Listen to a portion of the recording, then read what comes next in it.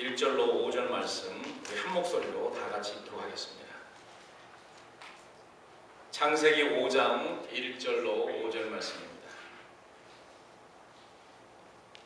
찾으시면은 창세기 5장 1절부터 5절까지 한 목소리로 합독합니다. 다 같이 시작. 아담 자손의 계보가 이러하니라. 하나님이 사람을 창조하실 때 하나님의 형상대로 지으시되 남자와 여자를 창조하셨고 그들이 창조되는 날에 하나님이 그들에게 복을 주시고 그들의 이름을 사람이라 일컬으셨더라.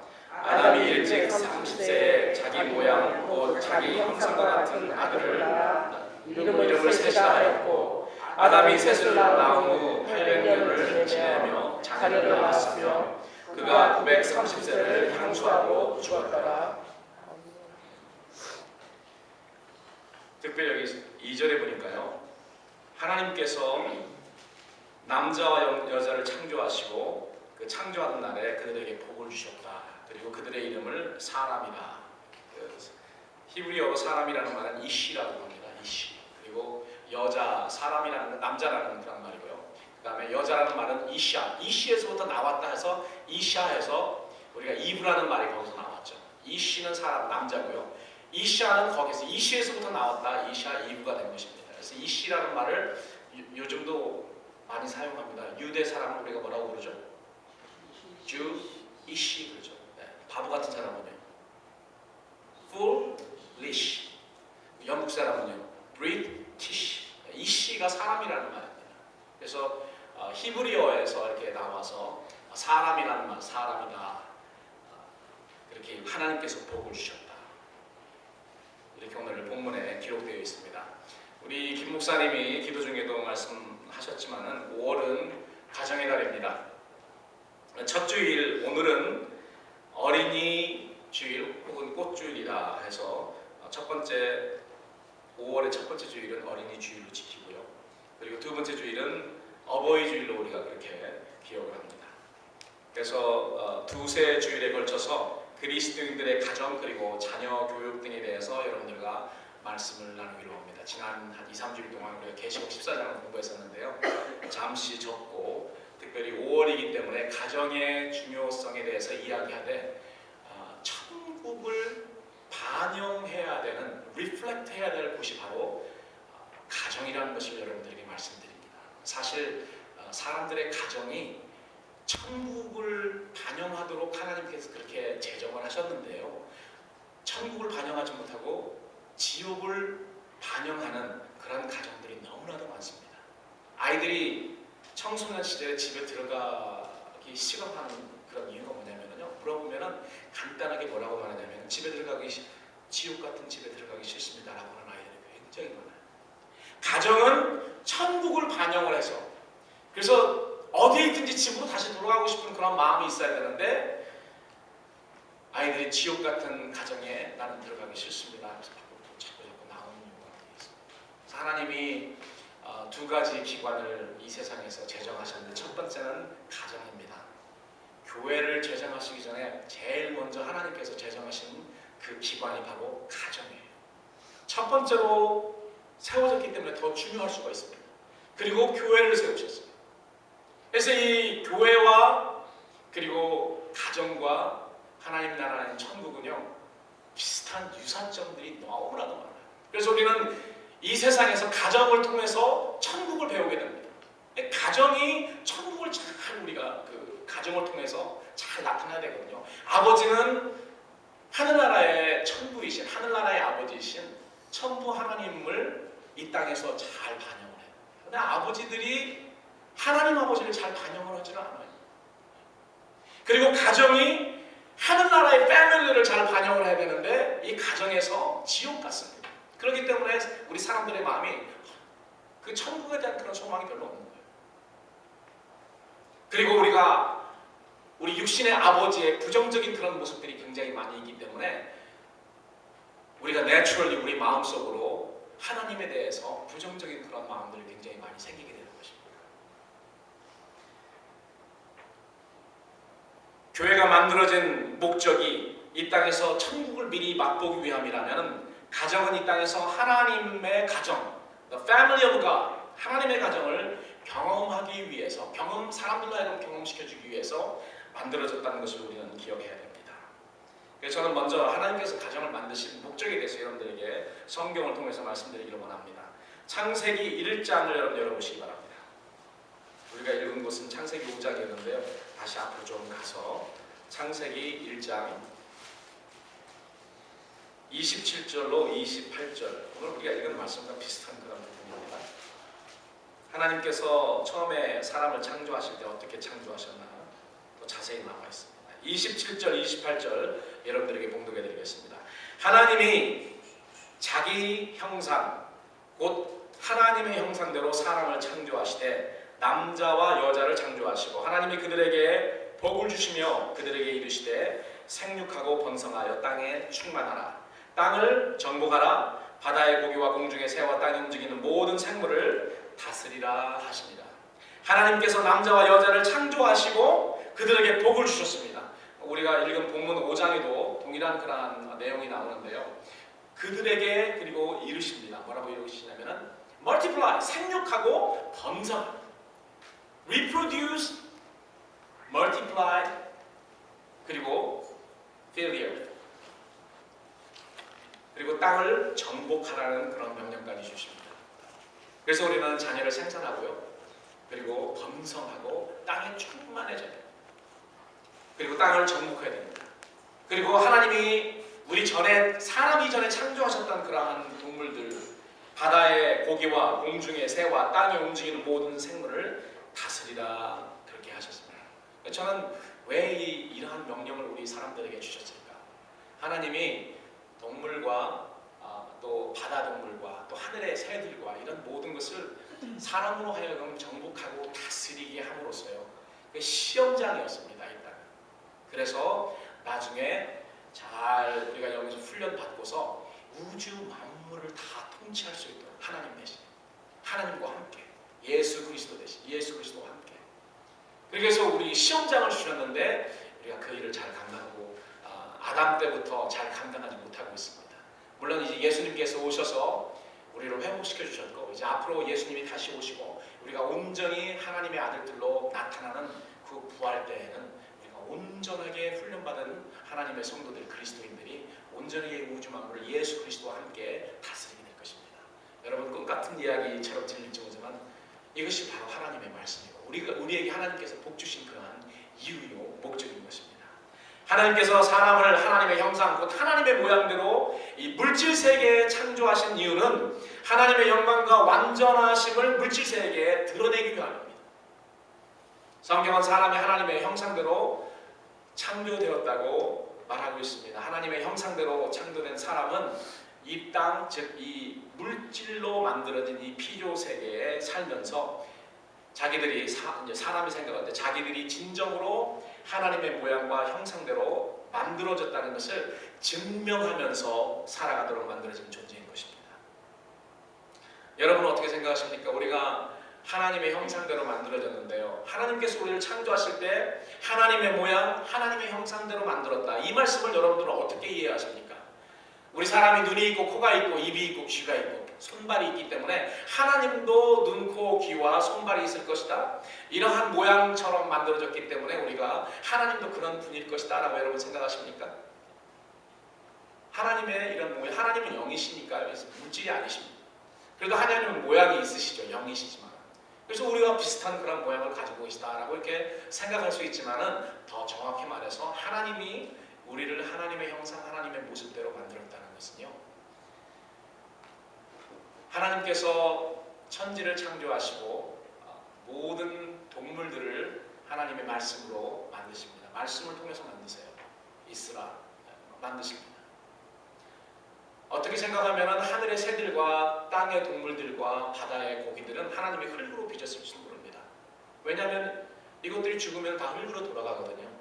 사람도 하나님께서 흙으로 만드셨잖아요. 흙으로 빚으시고 특별히 동물과 다르게 사람은 다르게 창조하셨습니다. 여러분 아시죠? 동물들에게는 그랬다는 그런 말씀이었는데 사람에게는 특별히 어떻게 했습니까? 하나님께서 사람의 모양을 이렇게 만드시고 빚으신 다음에 흙으로 빚으신 다음에 그 코에 하나님의 생기를 불어넣으십니다. 하나님의 DNA를 부어놓으세요. 하나님의 영을 부어놓으십니다. 하나님은 영이시잖아요. 그렇기 때문에 하나님이 흙으로 사람을 만들고 거기에 하나님의 DNA인 하나님의 영이신 하나님의 본질이신 그 하나님의 영을 사람에게 집어넣습니다. 코에다가 아담의 코에다가 이거 너무 커졌는데요. 조금만 아담의 코에 하나님의 생기를 부어놓으셨어요. 그래서 사람이 어떻게 뭐가 됐냐면 생명이 되었습니다. 살아있는 영이 돼서 생명이 됩니다. 저는 이게 바로 하나님의 모양대로 하나님의 모습대로 하나님의 형상대로 사람이 지어진 것이라고 저는 생각합니다. 우리가 동물들과는 달리 하나님의 영이 우리에게 있어요. 사람이 제일 처음에 창조됐을 때는 하나님께서 하나님의 본질인 영을 사람에게 부어넣으셔서 그 영이 있었다는 것입니다. 그게 바로 하나님의 우리가 요즘 소위 잘 말하는 DNA예요. 거룩하신 성령으로 우리가 채워졌다는 것이죠. 그런데 그 하나님의 성령으로 채워져서 하나님의 형상대로 만들어진 사람이 아담의 범죄로 인하여서 그 그릇이 깨어집니다. 여러분 잘 들으세요. 범죄했기 때문에 그릇이 깨어집니다. 그 전도서에는 뭐라고 말하냐면은 이것을 전도서 12장에 보니까 은줄이 풀리고 금그릇이 깨어지고 육신을 말합니다. 금그릇이 깨어지고 항아리가 샘 곁에서 깨어진다. 항아리가 질그릇이 깨어진다는 거죠. 바퀴가 영입니다. 사람의 영이 우물 위에서 깨어지고 흙은 여전히 땅으로 돌아가고 그 신은 사람들의 하나님이 채우신 이 영을 말합니다. 그 신은 주신 하나님께 돌아간다. 어떤 사람은 이렇게 이야기합니다. 아이가 태어나자마자 사람들은 어떻게 되냐면 죽는 거예요. 죽기 시작하는 겁니다. 80, 90이 돼서 죽는 것이 아니고요. 아이들의 운명은 태어나자마자 거기서 슬로리 죽어가는 겁니다. 우리 인생의 시작부터 우리는 죽어가는 거예요. 사실.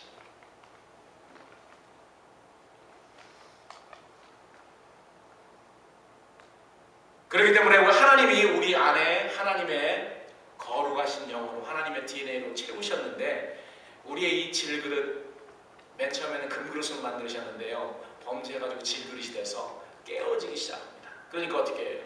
항아리가 깨어지니까 그 속에서 뭐가 흐릅니까? 뭐가 흘러요? 항아리 속에 채워지는 하나님의 그 생명이 다 줄줄줄 새는 거예요. 마지막으로 다 새가지고 empty가 되면은 일본 말로 왜 저는 앵꼬가 나오려고 하는지 모르겠는데 empty가 되면 어떻게 사람이 죽는 겁니다. 그것을 오늘 전도서 기자는 은줄이 풀리고 금그릇이 깨어지고 항아리가 샘 곁에서 깨어진다라고 표현하고 있습니다. 그렇기 때문에 원래 깨어지지 않고 새지 않는 그런 그릇으로 하나님께서 만드셨는데 그런데 범죄로 인해서 연약한 질그릇이 되고 잘 깨어집니다. 깨어져서 어떻게 하나님이 채우신 그 영이 다 셉니다. 역사적으로 보니까 하나님의 영이 충만했는데 범죄한 아담, 범죄하고 나서 질그릇으로 변해서 자꾸 새어나가다가 노아 때에 이르러서요. 하나님이 인간들을 보니까 더 이상 인간들이 다 그 영이 하나님이 부어주신 그 영이 다 빠져나와서 사람들이 육체가 되었다. 그 안에 하나님의 영이 더 이상 없는 거예요. 다 빠져나간 거죠. 그래서 원래 하나님께서 아담을 창조하고 사람을 창조한 다음에 사람들에게 땅을 정복하고 다스리라는 그런 명령을 받았잖아요. 다스리고 정복하라는 그런 말씀하신 하나님께서 사람들에게 다스릴 수 있는 그런 권세와 능력을 주신 것입니다. 그래서 아담이 명령하면 모든 그 사자들이나 호랑이나 이런 모든 동물들이 다 그 명령을 따를 수밖에 없었는데 그 능력이 하나님의 능력이 빠지기 시작하니까 어떻게 해요? 사자들이 주인을 뭅니다. 사람들을 물고 사람들을 죽이자마자 반항하잖아요. 마치 사람이 하나님의 명령을 받지 않고 하나님께 불순종하고 대항하는 것과 똑같아요. 우리가 다스려야 될 우리 짐승들이, 우리가 하나님에게 순종해야 되는데, 하나님이 우리를 다스려야 되는데 우리가 반항하니까 동물들이 우리를 반항합니다. 우리가 다스려야 되는데. 물론 잘 길들여진 집에서 키우는 강아지들도 있죠. 가끔 걔네들도 물어요. 훈련을 잘 받아도. 사람은 우주의 대주제이신 하나님으로 받은 능력을 사용해서 이 땅을 다스리고 하나님의 권능을 드러내도록 창조되어 있습니다. 이게 목적이었습니다. 이 일을 감당시키기 위해서 하나님은 사람에게 지혜를 주셨고요. 그 지혜를 통해서 전지전능하신 하나님의 지혜가 드러나도록 되어 있습니다. 또한 사람의 도덕적인 성품은 하나님의 거룩하신 성품이 반영되어야 했던 것인데, 그 하나님의 거룩하신 두드러진 성품 중에 하나가 뭐냐면은, 하나님의 성품 중에 두드러진 성품 중에 하나가 뭐죠? 하나님의 속성 중에 제일 큰 속성이 뭡니까? 하나님은 뭐다? 하나님은 사랑이시다. 하나님이 하나님의 DNA, 하나님의 본질이신 그 성령을 우리에게 그 하나님의 생기를 부으실 때 그 안에 하나님의 본질인 사랑도 충만하게 들어갔던 것입니다. 사랑도 충만하게 들어갔어요. 그래서 저는 어떻게 생각하냐면요, 그 여자분들은 좀 이렇게 이해하고 들으시기 바랍니다. 누가 먼저 범죄했습니까? 여자가 먼저 범죄했습니까? 남자가 먼저 범죄했습니까? 이브가 먼저 범죄했잖아요. 이브가 먼저 먹고 남편에게 주었다라고 그랬거든요. 그러면 이브가 먹고 타락했을 때, 깨어졌을 때 남자는 어떻게 됐을 것 같아요, 여러분요? 아직도 온전한 그 상태로 있었습니다. 여자가 줘서 그걸 먹고 남자도 깨어지기 시작한 거죠. 그런데 여자가 주니까 어떻게 해요? 이거 먹고서 벌써 깨어져 버려 있거든요. 성경에는 그런 말이 안 나왔지만 저는 그렇게 이해가 돼요. 여자가 벌써 먼저 먹었기 때문에 깨어진 그 상태로 남자에게 와서, 아담에게 와서 당신도 이걸 먹어. 아담이 하나님의 온전한 그러한 DNA 그 생기만 있었던 것이 아니고요, 그 안에 하나님의 본질이신 사랑까지 있었습니다. 그렇기 때문에 아직 타락하기 전이기 때문에 여자가 와서 나는 죽게 된 그런 존재인데 당신도 하니까 어떻게 되냐면 사랑 때문에 받아가지고 먹은 것 같아. 같이 동명을 같이 하기 위해서. 여러분 어떠세요? 그렇게 생각이 안 돼요? 누가 아멘이라고 했어요? 남자가 아멘이라고 했죠, 분명히. 저는 그렇게 생각되는 이유가 나중에 예수님의 신부인 아내인 교회를 위해서 그렇게 하셨다는 거예요. 빤히 죽을 줄 알고 이 땅에 오셔서, 그 죽을 걸 각오하고 이 땅에 오셔서 그 교회와 운명을 같이 하기 위해서 죽으셨잖아요. 물론 아담은 스스로를 다시 살릴 수 있는 능력이 없었지만 예수님은 있으셨습니다. 이 그거가 다른 거지. 온전한 그런 사랑. 그래서 하나님의 말씀을 이야기하고 있는 거예요. 아내를 위해서, 예수님이 교회를 위해서 생명을 바치는 것처럼 아내를 위해서 남편은 생명을 바칠 수 있어야 된다는 것입니다. 이것이 범죄 때문에 삐뚤어져 버렸어요. 그래서 이게 지켜지지가 않습니다. 원래는 그렇게, 아담도 그렇게 했거든요. 예수님도 그렇게 하시고. 영원 불변하신 하나님의 속성 중 하나는 사랑입니다. 살아계신 하나님은 자기만을 위해서 존재하시지 않으십니다. 자기의 사랑을 쏟을 수 있는 그런 사랑의 대상이 필요해서 인간들을 창조하신 것입니다. 사랑의 근원이 되시며 사랑이 풍성하신 하나님은 그 넘치는 사랑을 베푸시기 위해서 아담을 창조하셨고요, 그에게 생육하고 번성하라는 명령을 하셨습니다. 차고 넘치는 하나님의 생명과 사랑을 베푸시기 위해서 그렇게 하십니다. 또한 하나님은 이 우주의 사람을 충만하게 하신 후에 그들을 통해 하나님의 충만하신 사랑이 넘쳐 흐르도록 그렇게 목적하신 것입니다. 하나님은 사랑의 근원이시고요, 우리는 하나님의 사랑의 대상이자 하나님의 형상대로 창조되어서 하나님의 성품인 사랑을 전달하는 수도관이 되어야 되는 것입니다. 예수님께서 성도들에게 다시 부어주신 성령으로 우리는 창조시 우리에게 부여되었던 하나님의 사랑을 전달하는 그러한 목적을 다시 회복하게 됩니다. 그래서 우리가 이 썩어질 그런 몸 안에 있는 동안에는 하나님께서 성령을 부어주셨지만은 자꾸 새기 때문에 어떻게 돼요? 다시 우리가 항상 리필 받아야 됩니다. 그렇기 때문에 성령 충만하라. 계속해서 성령 충만해지라는 거예요. 왜? 성령 충만으로 채우지 않으면 어떻게 된다고요? 자꾸 빠져나갑니다. 우리가 가지고 있는 몸은 아직도 질그릇이거든요. 그렇기 때문에 자꾸 빠져나가니까 계속 성령 충만으로 채우라는 거예요. 성령 충만으로 채우기 위해서 우리는 날마다 하나님 앞에 나와야 되는 거예요. 순간순간마다 하나님 앞에 나와서 하나님의 부어주심을 받아야 되는 것입니다. 그래야지 원래 우리가 회복된 하나님이 원래 우리에게 부여하신 그 사명을 감당할 수 있고 그 하나님의 원래 창조시에 우리에게 부어주신 그런 하나님의 형상 그런 모습이 우리에게 나타날 수 있는 것입니다. 그러나 이 세상에서는 온전하게 100%는 불가능합니다. 이제 우리 주님 다시 오실 때 우리가 온전한 부활의 몸으로 부활한 다음에는 100% 되지만 지금은 100%가 불가능해요. 그럼에도 불구하고 우리는 성령 충만으로 날마다 채워서 이 사명 감당하고 우리 주님께서 오리지널리 원래 우리에게 부여하신 하나님의 모습, 하나님의 모양, 하나님의 형상을 우리는 나타내야 되는 것입니다. 하나님의 부권, 아버지의 그 권리, 권세에 대해서 잠시 말씀드립니다. 저는 누구보다도 가정에서 아버지의 역할이 중요하다고 여기는 사람입니다. 물론 어머니의 역할이 더 중요하다고 이렇게 생각되는 사람이 있지만 저는 아버지의 역할이 중요하다. 어머니의 역할이 중요하지 않다는 그런 말이 아닙니다. 우리는 어머니 역할이 너무 중요해서 아버지 역할은 집에서 돈 벌어다 주는 사람 정도만 일제까지 우리는 그렇게 여겼습니다. 특별히 한국 아버지들 그랬던 것 같아요. 그래서 열심히 돈 벌어주고 나중에는 그 아버지 대접을 못 받아요. 돈 벌지 못할 때는. 참 한국 아버지들이 불쌍한 것 같아요. 그러나 첫 번째부터 아버지는 돈 벌어다 주는 사람이 아닙니다. 첫 번째부터 이 하나님이 아버지를 가정에 세울 때 아버지가 그 가정의 가장일 뿐더러 그 가정의 제사장으로 세웠어요. 영적인 모든 그런 필요를 이 아버지를 통해서 하나님께서 주신다는 것입니다. 그리고 자녀들은 아버지를 통해서 하나님 아버지를 배우게 됩니다. 그래서 특별히 아버지들에게 가정에서 하나님이 주신 그러한 권리와 권세가 있습니다.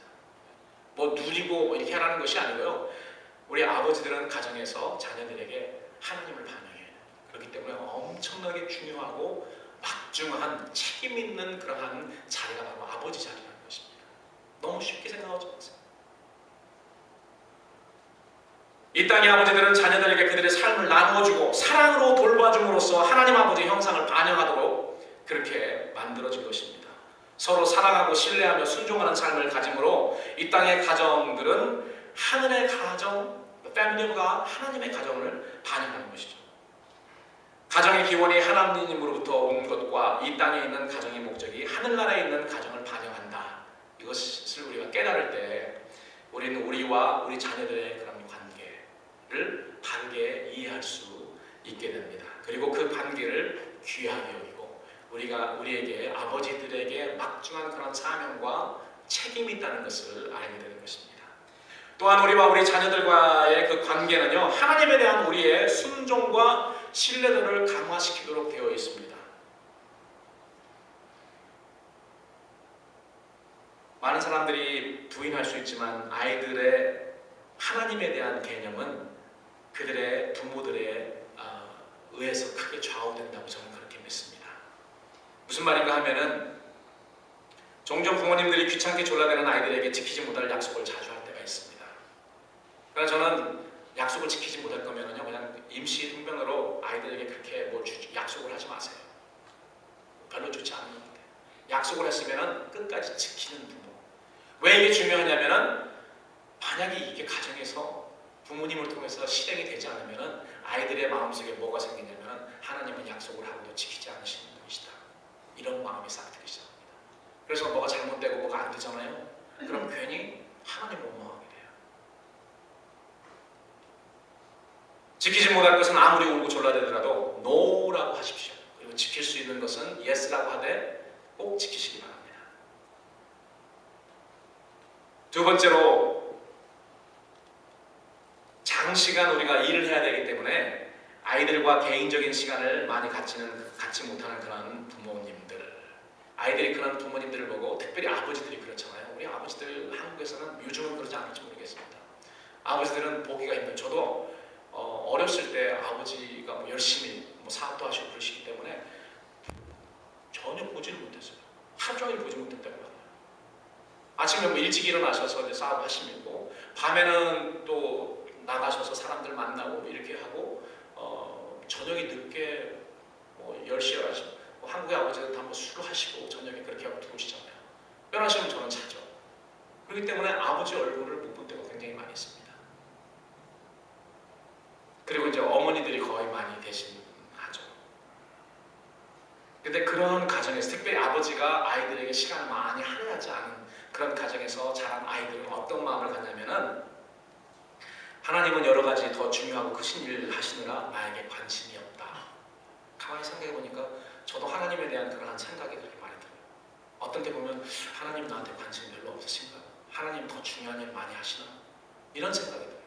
하나님과 나와 가깝지 않다. 하나님 나에게 그냥 퍼스널하게 개인적으로 이렇게 관심을 주시면서 개인적으로 이렇게 하신다는 그걸 느끼지 못할 때가 상당히 많이 있습니다. 하나님이 원래 그러지 않으신 분인데 아버지를 통해서 그런 것을 배웠기 때문에. 세 번째, 아이들이 실수를 했을 때 심한 꾸지람이나 폭언을 한다면 자녀들은 하나님의 사랑이나 오래 참으심을 경험하지 못하게 됩니다. 그렇기 때문에 하나님이 인내의 하나님, 오래 참으시는 하나님이라고 여러분이 믿으시고, 그러한 하나님으로 여러분들에게 하나님이 대해주시기를 원하신다면 여러분 자녀들에게 동일하게 하시기 바랍니다. 자녀들이 그것을 배워요. 인내하지 못하고 짜증 부리는 그러한 부모 아래서 자란 그런 아이들은 하나님에게 가서 기도하고 싶어도 하나님이 들어주시 아니면 하나님이 짜증낼 것 같다는 그런 생각 때문에 그렇게 하지 못하는 거예요. 우리가 이 땅의 가정에서 경험하는 사랑스럽고 복된 일 하나하나가 하늘에 계신 하나님 아버지의 사랑의 품을 향해서 올라가는 사다리가 되어야 된다고 저는 그렇게 믿습니다.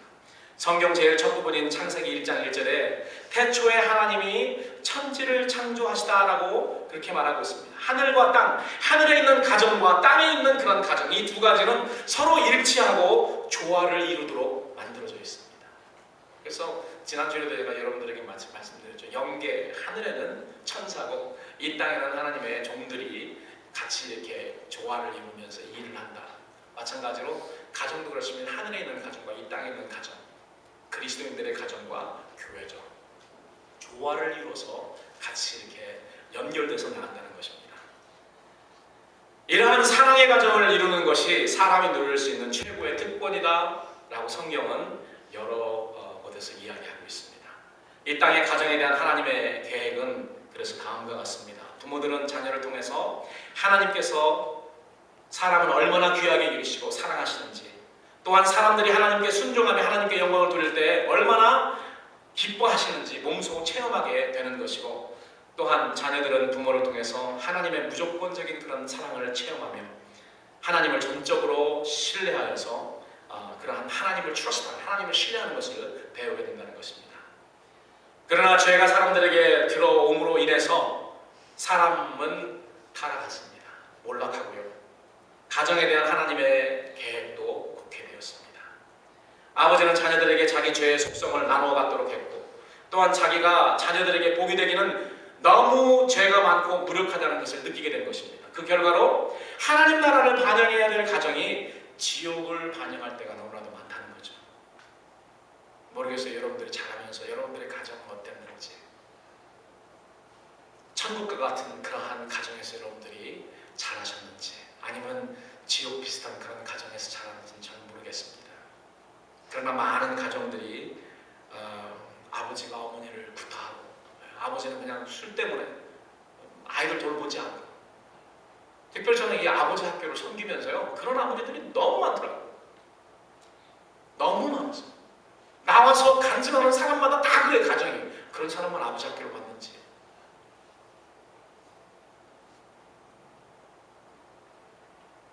저는 미국에서 브로큰 패밀리라고 합니다. 결손 가정이라고, 브로큰 패밀리라고 해서 양쪽에 아버지 어머니가 없는 싱글 맘이나 싱글 데드, 아버지 혼자서 아이를 기르는 그런 가정이나 엄마 혼자서 기르는 가정을 결손 가정이다, 브로큰 패밀리다라고 이렇게 이야기를 하지만 저는 그렇게 생각하지 않습니다.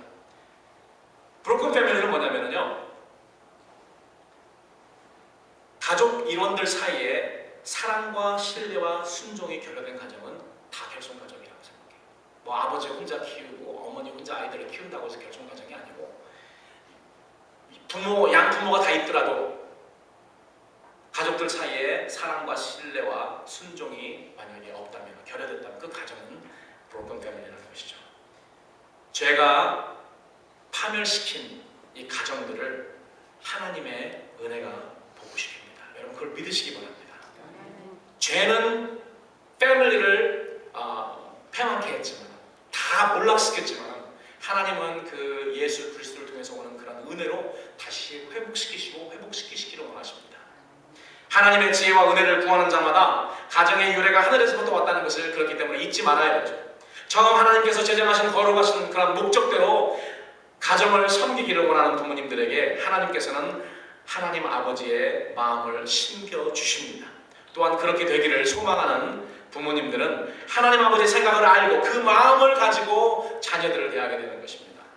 또한 이 땅의 아버지의 역할과 가정의 역할이 하늘나라에 있는 원형인 하나님 아버지의 역할과 하나님의 가정을 반영한다는 것을 깨닫는 그러한 부모님이 되어야 되는 것입니다. 마지막으로 천국을 반영해야 될 그런 가정에 대해서 몇 가지만 여러분들에게 말씀드리고 말씀을 마치도록 하겠습니다. 하나님은 하나님의 형상대로 사람을 창조하셨는데요, 타락한 아담 역시 그의 형상대로 자녀를 생산했습니다. 오늘 우리가 읽은 말씀을 보니까 하나님이 사람을 창조하실 때 하나님의 형상대로 지으시되 남자와 여자를 창조하셨고, 그들이 창조된 날에 하나님이 그들에게 복을 주시고 그들의 이름을 사람이라 일컬으셨더라. 그랬더니 얼마 후에 이제 아담이 130세에 자기 모양, 곧 자기 형상, 하나님을 카피했죠. 하나님이 사람을 창조하실 때는 거룩하시고 사랑이 충만하고 생명이 충만한 하나님의 형상대로 사람을 만드셨습니다. 근데 아담이 셋을 낳을 때는 어떤 형상이었습니까? 거룩한 사랑이 충만한 그런 형상이었을까요? 아니죠. 브로큰된 그런 사람의 모습이었습니다. 그런 모습대로 아들을 낳았으니 그 아들이 어떻게 됐을까요? 똑같습니다. 아무리 셋이라도 뭐 가인도 그렇고 똑같이 된 거예요. 타락한 아담은 자기의 형상대로 자녀를 생산했지만은 브로큰한 그 DNA에 뭔가 잘못 섞인 그런 DNA가, 잘못된 그런 DNA가 들어간 것입니다. 그래서 죄인은 죄인을 낳고 죄인은 죄인을 낳고, 아담이 아들에게 잘못된 DNA를 물려주고 그 자손이 잘못된 DNA를 계속해서 물려줍니다. 그러니까 우리 태어날 때부터 잘못된 DNA를 가지고 태어나서, 그래서 우리는 태어날 때부터 죄인인 것입니다. 사람은 계속해서 자기를 닮은 자녀를 생산할 수 있지만은 자기를 닮은 자녀를 생산하니까 죄인이 죄인만 생산하는 것입니다. 생산의 능력은 죄를 증대시키고 강화시키는 그런 결과뿐이 낫지 않았어요. 그래서 자기의 형상, 죄인의 형상을 가지고 우리가 아이들을 생산하는데, 그 아이들을 보니까 저도 아이들을 기르면서 아이들의 모습에서 나의 못된 그런 모습들을 아이들을 통해서 봐요. 어떤 때는 아이들이 이렇게 잘못된 그런 일을 하면은 막 꾸짖잖아요. 이 못된 놈 어떻게 그렇게 할 수 있어? 그런데 그게 나 옛날의 모습이에요. 내가 배워주지 않았거든요. 한 번도 그렇게 하라고 내가 배워준 적이 없는데 어떻게 그 모습이 그대로 거기 가 있는지 모르겠어요. 근데 별로 놀라운 사실이 아니죠. 내가 DNA를 물려줬기 때문에. 똑같이 하고 있어요. 그럴 때마다 깜짝깜짝 놀랍니다. 야, 죄의 속성이 이렇게 무섭구나. 그렇기 때문에 심하게, 옛날에는 그거 생각은 못했기 때문에 심하게 했죠. 왜냐하면 내 그 죄성과 나의 잘못된 그런 모습이 막 나타나고 드러나는 것 같아가지고 두려워서 어떻게 해요? 막 때려주고, 그거 하지 않도록 그렇게 하는데요. 나중에 그것을 깨닫습니다. 저게 나의 모습, 내가 DNA를 물려줘가지고 내 모습이 거기서 나오는구나.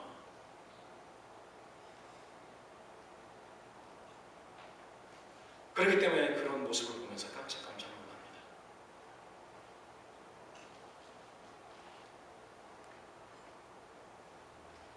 이처럼 자녀들이 부모로부터 죄성을 물려받은 것을 우리가 깨닫는다면 우리는 자녀들에게 조금 더 인내하고 그들을 지도하기 위해서 조금 더 지혜스러워져야 된다고 우리는 생각합니다.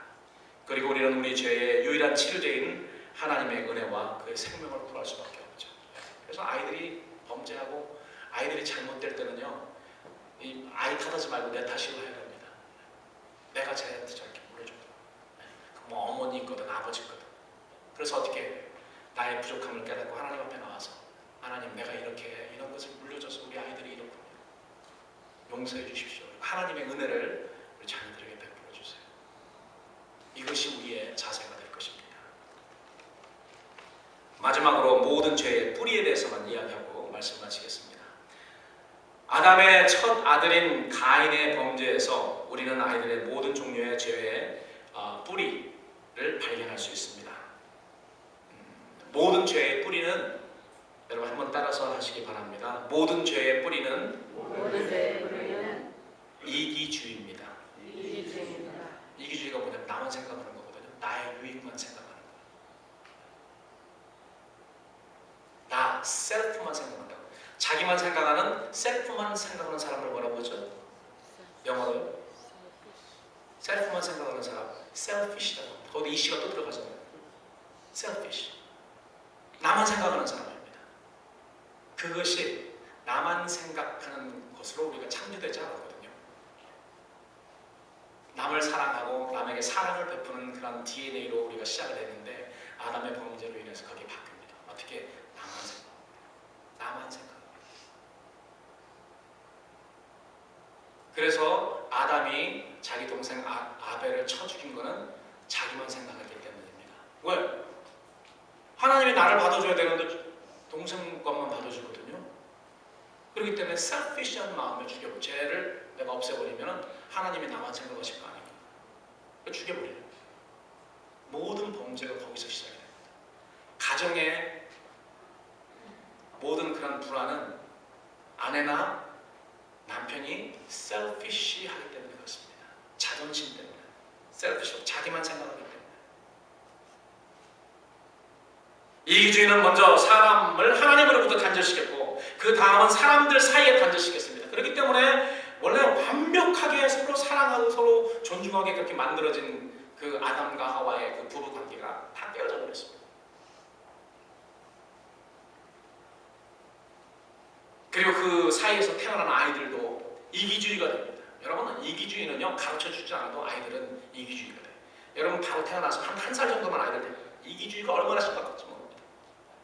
뭐 엄마가 뭐 조금만 줘 하면 아이들은 거의 안 줘요. No! 하고 그냥 잘 말도 못하는데 엄마가 주는 대로 다시 리턴을 하는 거의 없습니다. 이 아이들에게도 이런 이기주의가 엄청나요. 여러분 그걸 볼 때 어떻게 하라고요? 부모님이 그걸 볼 때 내 잘못이야. 여러분들이 잘못된 DNA를 물려줘서 그래요. 그렇기 때문에 그럴 때마다 그 아이를 위해서 기도하세요. 하나님의 은혜로 이 아이가 예수 그리스도로 인해서 성령으로 인해서 그것이 회복이 될 수 있게 하여 주세요. 우리 주님이 우리에게 오시면, 우리 주님의 은혜가 우리에게 임하면은요, 그 셀피시한 그런 우리의 마음들이 바뀝니다. 바뀌어서 다른 사람들을 더 배려하고 더 사랑하는 그런 마음으로 바뀌어요. 만약에 우리가 예수 믿고 은혜 받았다고 말하면서도 그게 변화되지 않으면은요, 거짓말입니다. 거짓말이에요. 예수를 잘못 믿은 겁니다. 분명히 하나님의 그 사랑의 속성이 성령으로 우리에게 임하면은 그렇게 만들어줄 수밖에 없습니다. 안 들어오셨기 때문에, 그 하나님의 속성이 들어오지 않았기 때문에 이게 변화가 안 되는 것입니다. 어떤 사람은 빨리 변화하고 어떤 사람은 좀 더디 변화할 뿐이지 반드시 변화가 있을 수밖에 없습니다. 계속해서 나만 생각하고 이기주의적으로 그렇게 산다면은 하나님의 성품이, 하나님의 회복이 그 사람의 마음 가운데, 삶 가운데 없는 겁니다. 확실합니다.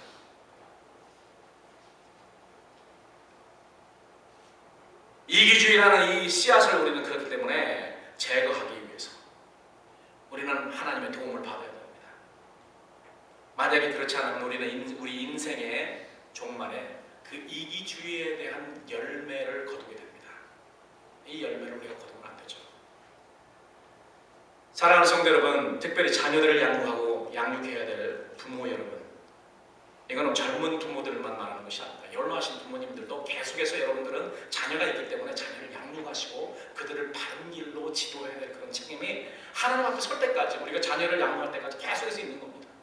그냥 아이들이 10대까지 이제 자라서 결혼할 때까지만 아니고 우리는 계속해서 부모이기 때문에 계속해서 부모의 책임이 있습니다. 우리 부모님들은 위로는 하나님을 사랑하고 옆으로는 사람들을, 우리 이웃을 사랑하는 삶을 지속시켜야 될 뿐만이 아니고 우리 자녀들에게 그런 모습을 보여줘야 됩니다. 이러한 환경 속에서 우리의 자녀들은 훈련을 받습니다. 그냥 보고 시청각 교육입니다. 시청. 부모님 보고 그대로 배우게 돼 있어요.